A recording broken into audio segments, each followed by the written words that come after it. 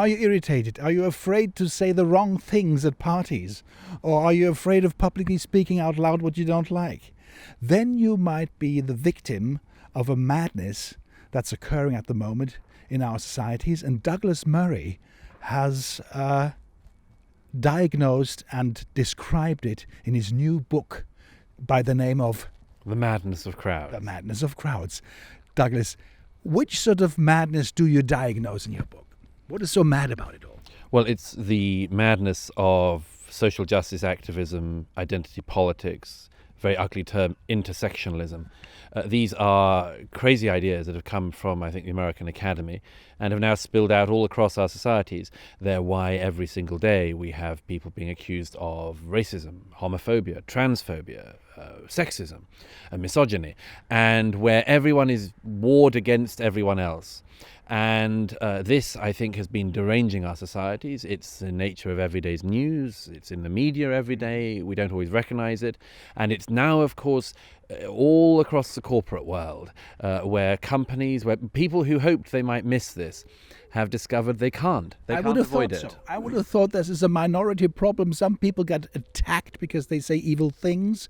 But you quite clearly state that it has something to do with all of us. Yes, I mean these. After all, these minority issues turn out to be issues for the majority, particularly when companies and governments enforce things like diversity quotas, sex, gender quotas, and much more.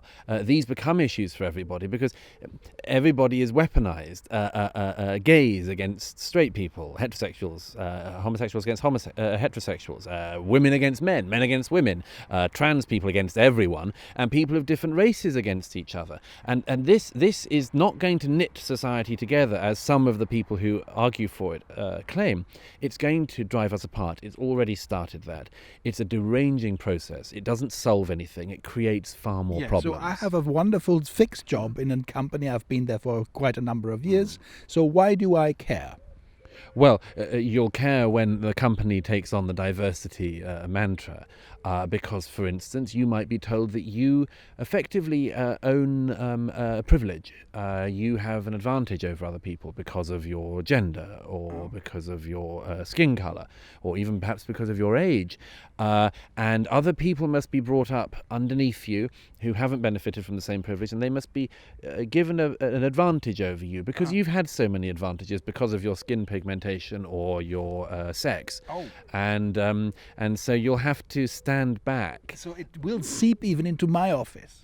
It'll seep into every office. I mean, yours might be an exception. So this is the weaponization of society. Why? What is the aim? Why is this happening? The aim is, well, the claimed aim is to mend all forms of social injustice and make us fairer places and fairer societies. The reality is that it's going to make things a lot unfairer for reasons that I go into in great detail in the book. And you've already seen the opening signs of that.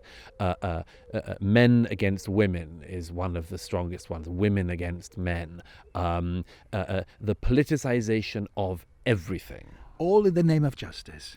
All in the name of justice. Yeah. So I've read the book, and be warned.